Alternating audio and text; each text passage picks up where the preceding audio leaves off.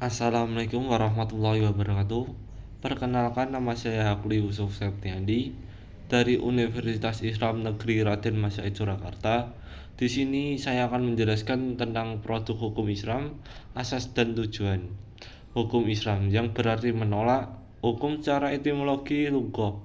Kata hukum berasal dari kezaliman, penganiayaan atau dengan arti menetapkan atau memutuskan dan lain-lain. Secara terminologi atau istilah usul fiqh, hukum itu adalah titah Allah yang berkenaan dengan perbuatan orang-orang mukallaf berupa tuntutan, perintah dan larangan, pilihan, atau menjadi sebab syarat dan mani penghalang. Dari definisi di atas diketahui hukum itu terbagi kepada dua bagian, yaitu hukum taklifi yang mengandung perintah yaitu wajib dan sunnah, dan larangan yaitu haram dan makruh, dan pilihan yaitu mubah, harus, boleh dikerjakan dan boleh ditinggalkan.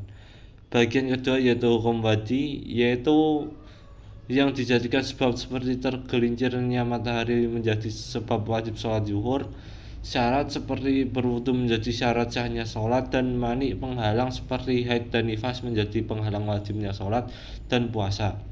Produk hukum Islam. Produk hukum Islam di Indonesia terdiri dari 4 jenis, yaitu fikih, fatwa ulama, keputusan pengadilan, dan peraturan undangan.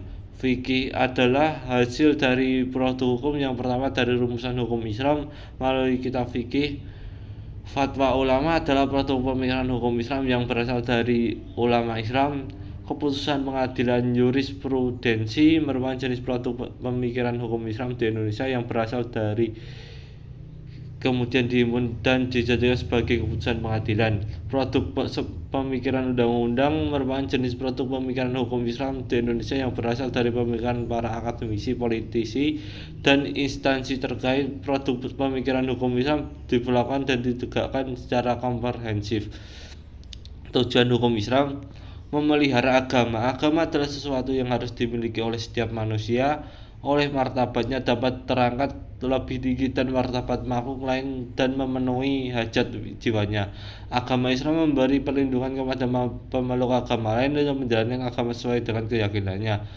Memelihara jiwa. Menurut hukum Islam, jiwa harus dilindungi. Hukum Islam wajib memelihara hak manusia untuk hidup dan mempertahankan kehidupannya. Islam melarang pembunuhan sebagai menghilangkan jiwa manusia dan melindungi berbagai sarana yang dipergunakan oleh manusia untuk mempertahankan kemaslahatannya hidupnya. Quran Surat Al-An'am dan ayat 51 dan Quran Surat Al-Isra ayat 33. Memelihara akal.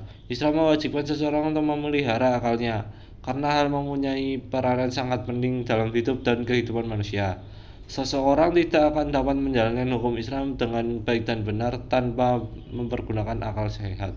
Quran Surat Al-Maidah ayat 90. Memelihara keturunan. Dalam hukum Islam, memelihara keturunan adalah hal yang sangat penting, karena itu meneruskan keturunan harus melalui perkawinan yang sah menurut ketentuan yang ada dalam Al-Quran dan As-Sunnah, dan dilarang melakukan perzinaan. Quran Surat An-Nisa ayat 23. Memelihara harta. Menurut ajaran Islam, harta merupakan pemberian Allah kepada manusia untuk kelangsungan hidup mereka.